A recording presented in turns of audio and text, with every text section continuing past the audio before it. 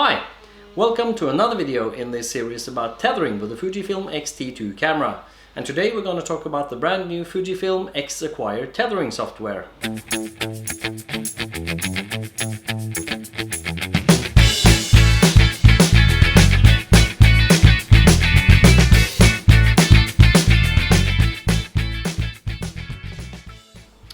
So, a brand new piece of software from Fujifilm. Isn't that cool? Well, the bad part is that if you watch my previous video, the one on tethering with the HSV5 software, well, you kind of lost 17 minutes of your life that you'll never get back. Because this new piece of software makes HSV5 obsolete. I'm sorry about that. And I'm just kidding, of course.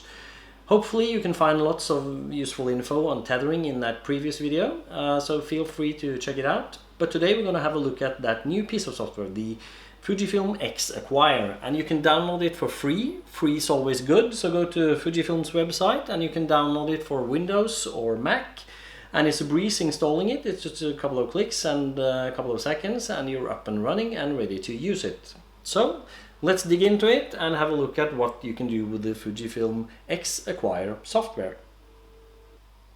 Well, after installing the X Acquire, it can be a bit confusing the first time you start it up. Because if you watch me here, when I double click the icon, nothing happens. And I kept double clicking it and I kept double clicking it and I kept pressing enter and nothing happened. And I thought to myself, why isn't it working? But it is working. I wish Fujifilm could make kind of like an appearing little window saying that the X Acquire plugin is running. Because if you go down here into the taskbar area of your computer on Windows, you can see a small icon saying no camera. And this is an indication about, as you can see here, specify destination folder, show window preferences about Fujifilm X Acquire. So the plugin or the software is running, you just don't, it doesn't kind of let you know that it has started. And that's a bad thing. So hopefully they'll fix that in an update. It's not a problem really, because when you've done this once, you know it for the next time. But I always like software and stuff to give me a confirmation that it's actually running. So, but let's start it up. First of all, you can specify a destination folder and you can tell it where to save the files, because this plugin, it's kind of a stripped down version of the HSV5, and as you can see here in the preferences, it lets you choose nothing more than what do you want to save, the JPEGs or the RAW files on the computer, and what do you want to save on the camera, the JPEGs or the RAW files. So it's very basic, no fuss about it, and that's a good thing because, you know, it works, and it works kind of good as well, you know.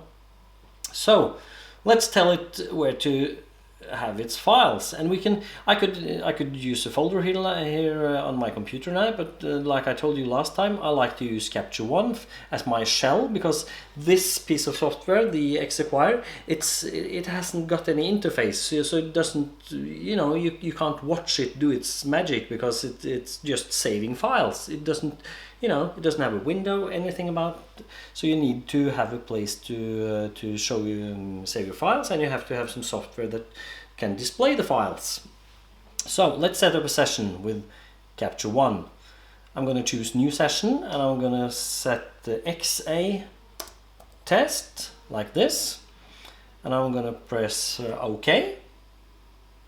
And in my folder for images, as you can see here, the Capture One started up in the background, and here in my folder for images I got the XA test with the capture, output, selects and trash folders.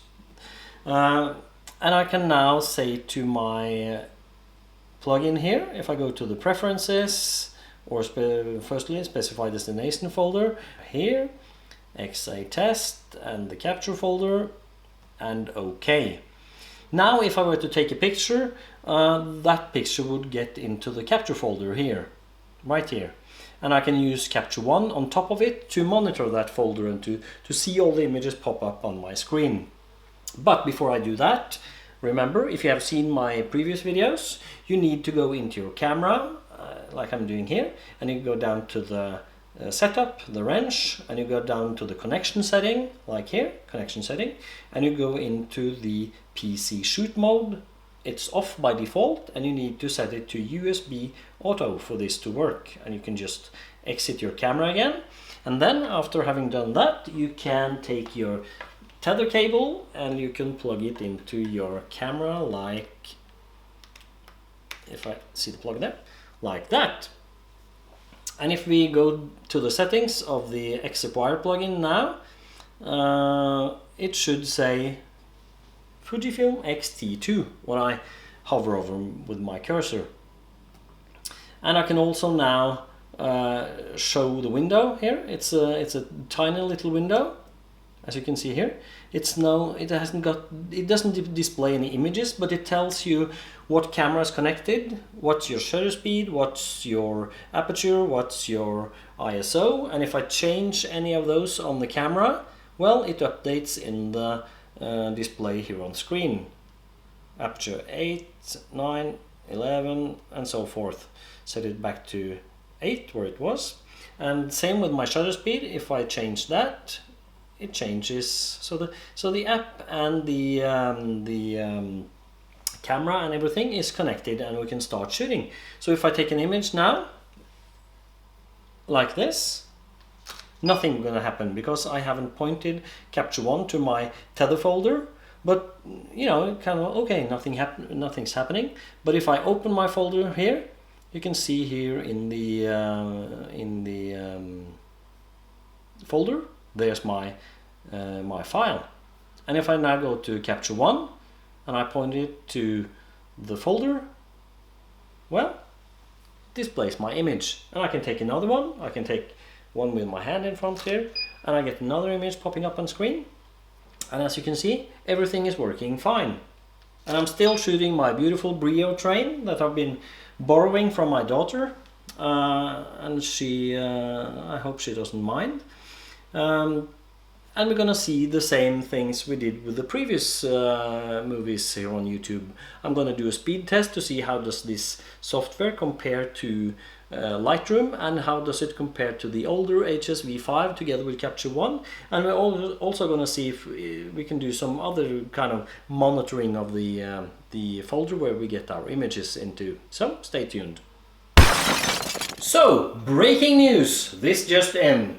The video you were just watching, where I promised you a speed test, well, I filmed all of that about a week ago, and I did the speed test, shooting 20 images in a sequence, timing them to see how long it took for them to transfer to the Surface Pro. Everything seemed okay until I started editing the video. Then I noticed I only had 14 images transferred to the Surface Pro.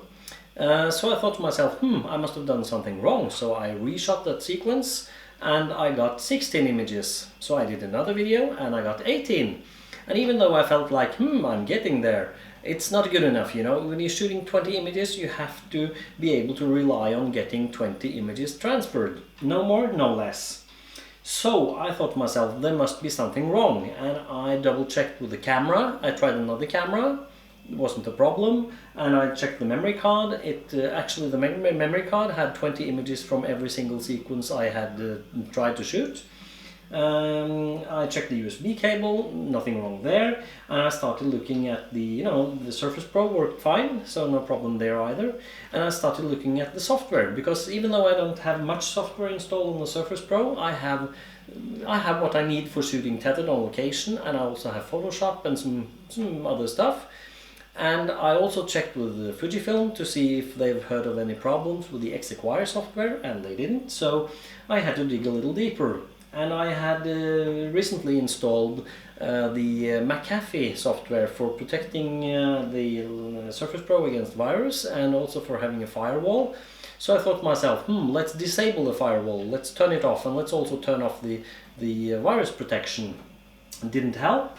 So I thought to myself, okay, let's try uninstalling it. So I removed McAfee completely, and suddenly, for the first time with this setup, I had 20 images transferred with the X Acquire. And just to be sure, I shot that test, over and over again, like 30-40 times, and 20 images every single time. And to be absolutely sure, I tried reinstalling McAfee, and then the trouble was back again. I got every possible number between 10 and 20, but never 20 images transferred. So I removed McAfee again completely, and now we're back here today, and I'm gonna, you know, do the speed test, because we can't do this video without having a proper speed test now, can we? Remember, Lightroom took 1 minute 40 seconds to transfer 20 images over to the Surface Pro. The HSV5 and Capture One used 36 seconds. So let's see how this compares. The X Acquire software and the Capture One on top, and the Brio train in the back, the beautiful train. So ready, steady, go! 1, 2, 3, 4, 5, 6, 7, 8, 9, 10, 11, 12, 13, 14, 15, 16, 17, 18, 19 and 20 with my hand in there, so we can see when the sequence ends on screen. And whoops, there it is. Wow, 28 seconds. That's a whole 8 seconds faster than the HSV5 setup, and that's cool. I love speed, but I love reliability and being able to depend on it more. So let's see if we actually did get 20 images. Here's 2, 4, 6, 8 and 10. Oops, sorry. 10, 2, 4, 6, 8, 10. 12, 14, 16, 18 and 20. Woohoo! We have a winner. So I've been doing a lot of shooting with this X Acquire during all this testing, and it's a great piece of software.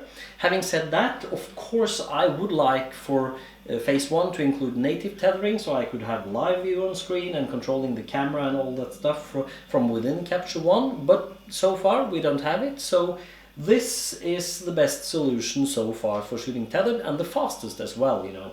So, with having said that, we can go back to the material I shot last week. It's actually a bit like sending you back to the future, or we're in the future now, and I'm sending you back to the past actually. Well, let's do that.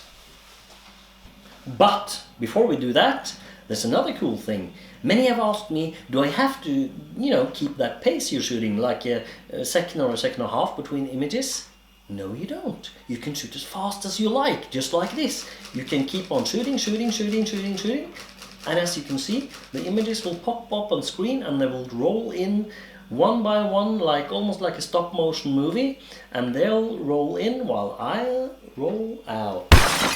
So what if we don't have Capture One, or we don't use Lightroom or whatever? Could we use this plugin after all to get some kind of tethered shooting? And we could use the most basic way. I'm going to show you now. I have my plugin here. It's running in the background still, and I'm going to create a folder on my desktop, and I'm going to call it XA, just so we're not shooting into the Capture One folder anymore that I set up earlier, the session. And I'm going to take my X Acquire and I'm going to specify the destination folder, and I'm going to go to my desktop and I can view the folder called XA like this. And I can also, you know, if you remember, when I'm shooting straight into Windows, it doesn't display a preview of the raw files from a Fujifilm camera. So in my preferences, I could switch to the JPEG instead and you know, cancel the RAW. I don't want the RAW file because I'm not shooting into a RAW processor like Lightroom or Capture One.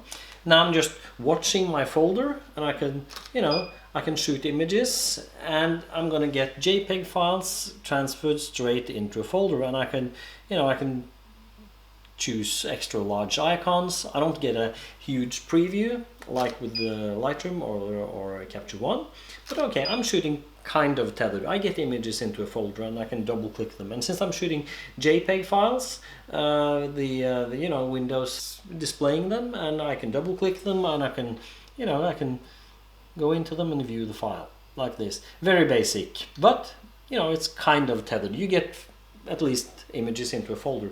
The good thing is that you also get a kind of a backup of them. You have files on your memory card and you have them on the computer, so you can shoot shorter sequences and you can double click them and watch them on the computer, and you can get some kind of feeling of what's it like shooting tethered. Well, as you can see, the Fujifilm X Acquire software does a great job of pulling your files from the camera into your computer. It's free, so if you haven't checked it out, download it today and buy yourself a good USB cable and try out some tethering work. You might like it.